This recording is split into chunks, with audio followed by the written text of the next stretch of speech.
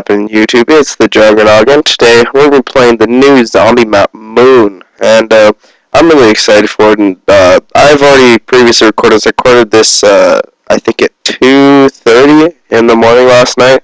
And I tried doing a live, and for some reason my mic had difficulty, so I ended up just returning it today. So I'm going to be doing just a little commentary over, and since I've looked up online on YouTube and on some the Easter egg, just not spoil it for you guys that want to see it, but just give you guys my insight on it and my insight on the map.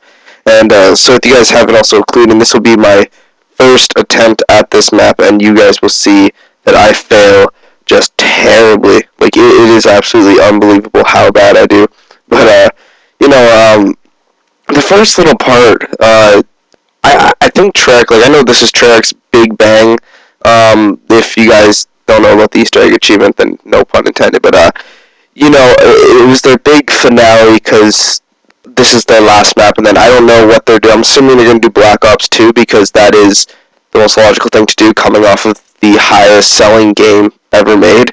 And then obviously they have zombies, but, like, the very starting part is just kind of, I find it funny in a way, because as you guys will see, I ended up, like, it's just, I think not a single person might have, maybe a couple people might have figured out how to escape that complete hellhole, but, like, it's one of those things where they put you off guard, and I like that about that, though, because, you had a Call of the Dead, which brought a boss automatically into the game, and that was something that people, it got mixed reviews, but, it was something completely different.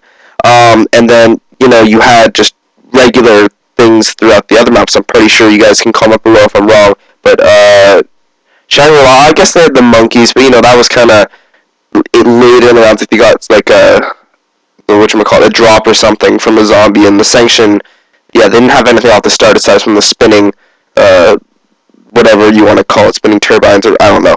And, this one, I was really pleased, though, like, as much as it completely confused me at the first part, it's one of those things where I don't know what they intended it to. I'm assuming they intended it to if you're really, really good, and I know the Syndicate did this where you can end up getting Juggernaut if it randomizes you can end up getting Juggernaut in, like, before round 1, and, like, that, I find that pretty cool.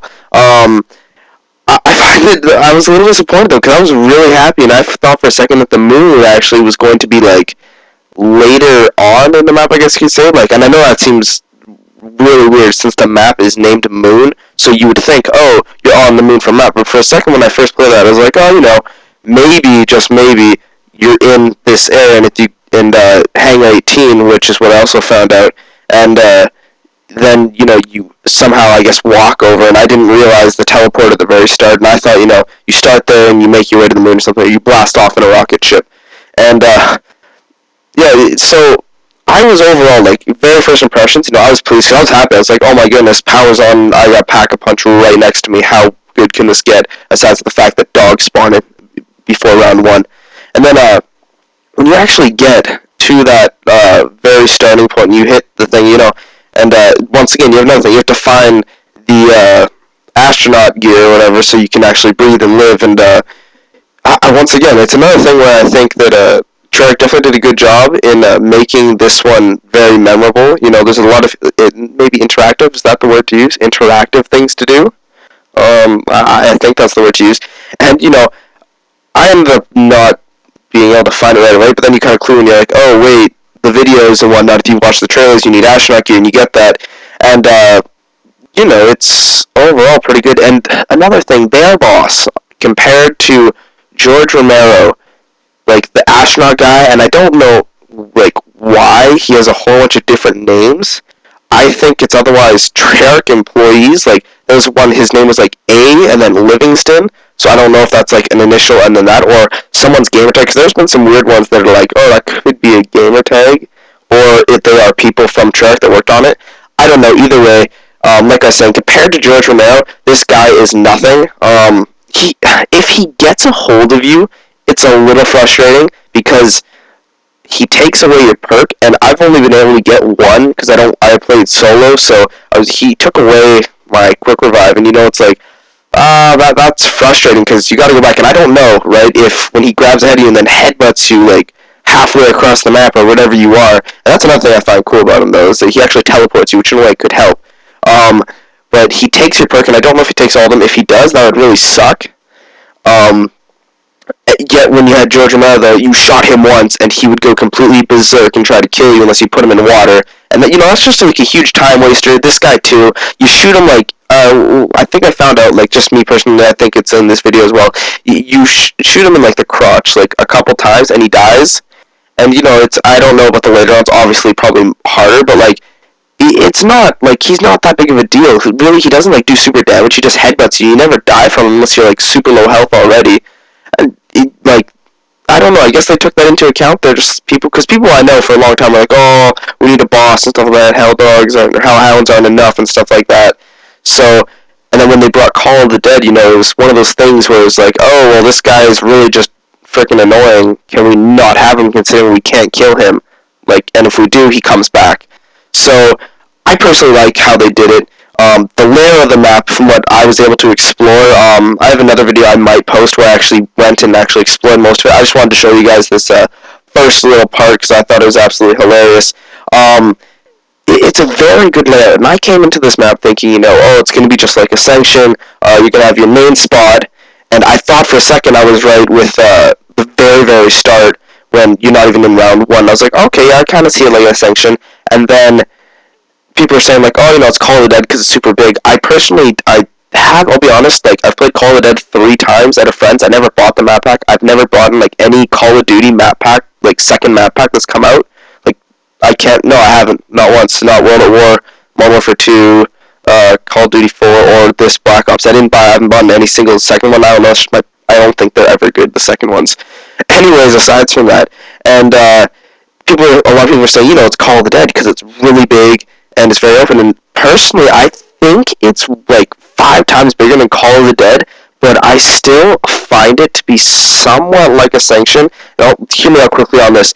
The reason why I say that is because Ascension, right, you have the main building which you have the little terminal, and then you kind of branch out, and you can go, like, you got, like, kind of 3 main areas, and then you got this center building where it's all, go in and out, weave in and out, and it's not really like that, but in a way, you can kind of see it, yes, it's a little different there, where you start in the terminal or whatever, you go outside, then you have to go underneath, and in Ascension, you can just hop out, boom, go get the MP5 or whatever, and run around in a circle forever. And I like that, though, because in this map, you're a little more on your feet. The low gravity throws you off tremendously because you can't run that much, and yet the zombies also don't even run at you at all because they're just floating and jumping. And the only hard part, though, is, personally, for me, is getting to that power, because when you're going for the power, you have like 3 or 4 doors you have to open, especially in solo, it's bad, and you have nothing to cover your back, and there are a lot of hallways. And so if you get trapped, you're trapped. And like I said, in this other gameplay I have, like, I'm not sure if I'll post it, those stupid windows that are right next to doors, I'm pretty sure I ran through them in these too. I don't know how many people probably got screwed over by those, thinking those are just empty passages. And leave in the comments below if you did get screwed over your first time seeing them. But that's definitely Treyarch just saying, haha, we got you, because that is the most, I think, annoying thing possible. They're clear as day, and you think you can just run right through up until you see the stupid in the door, and you're like, oh, I'm gonna die now because there's 50 zombies behind me trying to gang rape me and stuff like that. So, yeah, overall, though, I was, like, really pleased. I'll just touch base on the Easter egg without giving anything away. The Easter egg itself, everything I ever had about zombies and question or I wanted, it was answered, and the way they ended it, and if you guys haven't seen the ending, I don't know who else has had it. I followed NGT Zombies, because I have for a while and whatnot, and the way it ended it is absolutely, like, unbelievable. Like, the entire Easter egg is just, like, absolutely amazing, and I think it's due to the fact that they really only had to work on one map, because all the other 4 maps are from World War I, they restored them, but they did that at the very start of the game, where if you, like I did, and you bought the Hardened Prestige Edition, they already did that, so they worked on one map, and they worked really hard to make it, this is what we do, and I'd love to see a zombies game. I just would, like a solid zombies game. I don't think they'll do that, because, Activision probably won't. They don't see the market in it. Anyways, they had all this time to make it, and I think it was just, like, spot on. They tied the story up, and I would have never seen the story the way it went. Honestly, like, the Easter egg at the end, you're just like, okay, I did not see that coming at all. And you think one thing, and then very end you're like, oh, interesting and whatnot.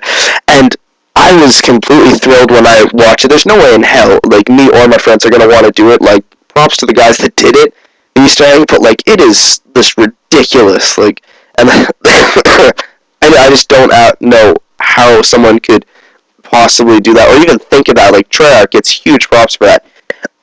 Excuse me.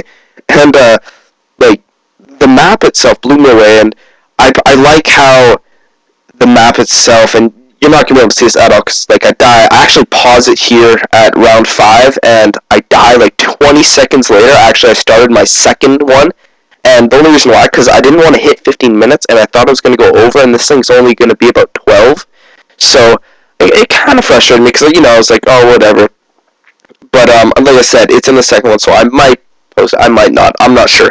Anyways, though, yeah. So, and they have, like I was saying, I'm losing my train of thought. I'm gonna try and refocus. All these open areas, like I like the dome plantation, I guess you could call it. And for a second, I was like, oh, I'm not sure because I didn't take my mask off there. But there was trees there and plants, and if there isn't oxygen in that building, you cannot have life there. So if it is, though, I don't know. That's just a little side thing. I'm a little picky about those really things. I don't know. Yeah. Anyways, that area is like reminds me of somewhere in a section where you have all these areas just to run around in a circle, and obviously, it's not the funnest thing to do. But if you want to like just kill zombies repetitively and not die, it's by far the easiest way possible. And then you got your little tight things. If you want to like team of 4 and whatnot, you have your little tight corners, and you can back each other up. And especially, and another thing, going to the Pack-a-Punch is just absolutely ridiculous. Like, it is so hard. Like, you're mostly going to get downed the entire time you're there. And I'm pretty sure that's pretty much my roundup. Like, I'm just going to end up rambling on and on. Like I said, I'll probably post another video, guys. So remember, rate it even if you hate it. Comment, subscribe. Why? Because it makes me better. I'm new at this. You guys should know that looking at how many videos I've only posted, this being my second one, my first live commentary. And, comment. I want to hear how far you guys got in your first round. I'll tell you, I only got to 6, and I know it's not far, but whatever. And, tell me what you like, what you didn't like. If you've seen the Easter egg, tell me your thoughts on that, because I'd love to hear your thoughts, and I'd love to comment back and stuff like that, So, anyway, guys, before I ramble on forever, take it easy. I'm the Juggernaut, and I will see you guys later.